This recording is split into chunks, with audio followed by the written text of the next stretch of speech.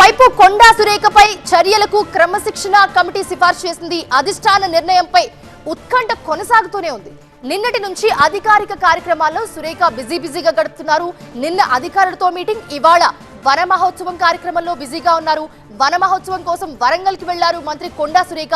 సుష్మిత వ్యాఖ్యల తర్వాత తొలిసారి వరంగల్ కు వెళ్లారు మంత్రి. సొంత జిల్లాలో కాంగ్రెస్ నేతల తిరుగుబాటు తర్వాత సురేఖ వరంగల్ లో పర్యటిస్తున్నారు. ఇక సురేఖ పర్యటనపై జిల్లాలో కూడా సర్వత్రా ఆసక్తి నెలకొంది.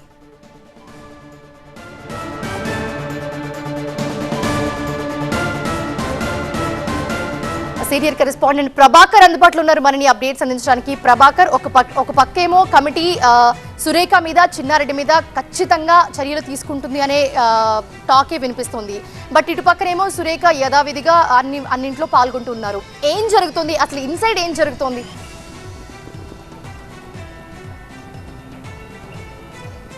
క్రమశిక్షణ కమిటీ చర్యలు అయితే ఇనిషియేట్ అయినట్టుగా కనబడుతుంది మనకి.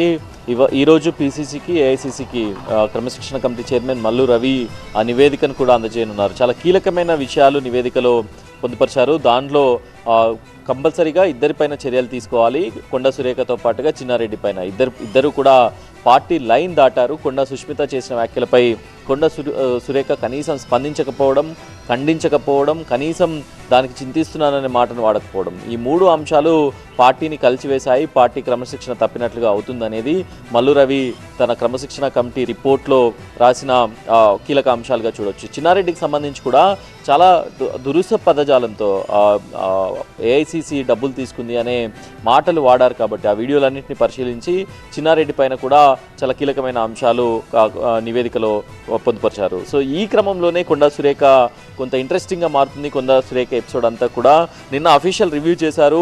ఈరోజు వనమహోత్సవం, ప్రత్యేక వనమహోత్సవంకి సంబంధించి నిన్న కలెక్టర్లు, డిఎఫ్ఓలు, పీసీసీఎఫ్తో నిన్న రివ్యూ చేశారు. ఈరోజు కూడా వనమహోత్సవంలో పాల్గొనడానికి అఫీషియల్ షెడ్యూల్లో వరంగల్ వెళ్లారు. ప్రభుత్వం నుంచి, పార్టీ నుంచి విమర్శలు ఒకవైపు వస్తూనే ఉన్నాయి, ఒకవైపు దాడి జరుగుతూనే ఉంది, తిరుగుబాటు స్టార్ట్ అయింది. ముఖ్యమంత్రి కూడా క్రమశిక్షణ కమిటీ పరిధిలో ఉంది, ఎవరు మాట్లాడొద్దు అని చెప్పిన నేపథ్యంలో కొండా సురేఖ మాత్రం తన పని తాను చేసుకుంటూ పోతుంది. ఆమె ఎక్కడా కూడా వీటన్నిటిని కేర్ చేయట్లేదు. చివరి నిమిషం వరకు తన పని, అఫీషియల్ వర్క్స్ అన్నీ కూడా కంప్లీట్ చేసుకుందామనే ఉద్దేశంతో ఉన్నట్టుగా కనిపిస్తుంది. ఒక సెక్రటేరియట్ రావడం మినహా మిగతా పనులన్నీ కూడా ఇంటి నుంచి సమీక్ష సమావేశాలు, అటు వరంగల్ పర్యటన, రేపు మరొక రివ్యూ కూడా పెట్టుకున్నట్టుగా తెలుస్తుంది దేవాదాయ శాఖకు సంబంధించి. సో ఎప్పటికప్పుడు తన పని తానైతే చేసుకుంటూ పోతుంది. కాకపోతే రోజు రోజుకి ప్రభుత్వం అటు పార్టీ పైన అయితే ఒత్తిడి పెరుగుతున్నట్టుగా కనిపిస్తుంది. ఇప్పుడు కాకపోతే ఇంకెప్పుడు చర్యలు తీసుకుంటారు? ఆల్రెడీ ఇంత డ్యామేజ్ జరిగిన తర్వాత కూడా ఎందుకు చర్యలకు లేట్ చేస్తున్నారు అనే వాదన కూడా పార్టీ నుంచి, పలువురు ఎమ్మెల్యేల నుంచి వినిపిస్తుంది. ఎమ్మెల్యేలు అందరూ కూడా ఇప్పటికే ఒక తీర్మానం చేసి ముఖ్యమంత్రికి కూడా నిన్న చెప్పారు. ముఖ్యమంత్రి నిన్న దాదాపు 30-35 మంది ఎమ్మెల్యేలతో సమావేశం నిర్వహించారు. అక్కడ అందుబాటులో ఉన్న వాళ్ళతో ఎంపీలు ఉన్నారు, దానిలో మంత్రులు ఉన్నారు. అందరూ కూడా ఏకతాటిపైకి వచ్చారు.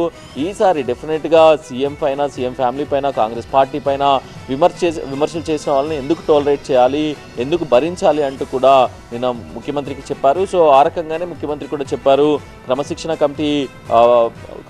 కమిటీ పరిధిలో ఉన్న అంశం కాబట్టి మీరందరూ ఓపికగా ఉండండి, జరగాల్సిన చర్యలు జరుగుతాయని చెప్పారు. సో ఇక క్రమశిక్షణ మొత్తం కూడా తప్పుతున్న నేపథ్యంలో చాలా కీలకమైన నిర్ణయం కూడా ఒకటి తీసుకున్నట్టుగా తెలుస్తుంది. ఎవరైతే జిల్లాల నుంచి కానీ, హైదరాబాద్లో కానీ గాంధీ భవన్ దగ్గరికి వచ్చి బల ప్రదర్శనలు చేయడం, నిరసన ప్రదర్శనలు చేయడం, ఆందోళన కార్యక్రమాలు చేయడం, ఇలా చేసిన వాళ్ళని డెఫినెట్గా పార్టీ నుంచి సస్పెండ్ చేయాలి.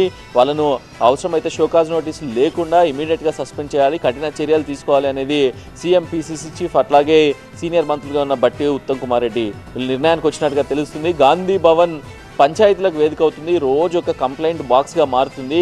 ఇలా కాకుండా కేవలం ఎవరికైతే సమస్య ఉంటుందో ఆ నియోజకవర్గానికి సంబంధించిన ఒకరు ఇద్దరు వచ్చి రిప్రజెంట్ చేస్తే సరిపోతుంది. అట్లా కాకుండా మొత్తం 200 సంఖ్యలో బల ప్రదర్శనకు దిగుతున్నారు. గాంధీ భవన్ మెట్ల మీద కూర్చొని నిరసనలు చేస్తున్నారు. ప్రజాస్వామ్య పార్టీ అయినప్పటికీ కూడా అంతర్గత ప్రజాస్వామ్యానికి ఓకే, కాకపోతే మరీ రోడ్డుపైకి వచ్చి నిరసనలు తెలిపే అధికారంలో ఉన్న పార్టీకి, అధికారంలో ఉన్న ప్రభుత్వంలో ఉన్న పార్టీకి ఏంటి అనే సీరియస్గా కూడా చెప్పారు. సో మొత్తం ఈ వ్యవహారం అంతా కూడా అంటే ఈ ఒక్క ఇష్యూ, ఈ 2 ఇష్యూలతో, కొండా సురేఖ ఇష్యూ కానివ్వండి, ఇటు ఈ చిన్నారెడ్డి ఇష్యూ కానివ్వండి, ఈ 2 ఇష్యూలతో మొత్తం క్రమశిక్షణను పార్టీలో ఉండేలా చేయాలి, క్రమశిక్షణ తప్పకుండా చేయాలి, డిఐసి డిసిప్లినరీ యాక్షన్ కమిటీ చాలా స్ట్రిక్ట్గా ఉండాలి అనే దాన్ని ఒక సందేశాన్ని అయితే పంపడానికి లైన్ దాటిన వారిపైన వేటు తప్పదు అన్న సంకేతాలను కూడా ప్రభుత్వం పార్టీ ఇస్తున్నట్టుగా కనిపిస్తుంది. Right, thanks for the updates Prabhakar. ఎన్నిసార్లు హెచ్చరించినా, ఎన్నిసార్లు చెప్పినా వీళ్ళ తీరు మాత్రం మారట్లేదు.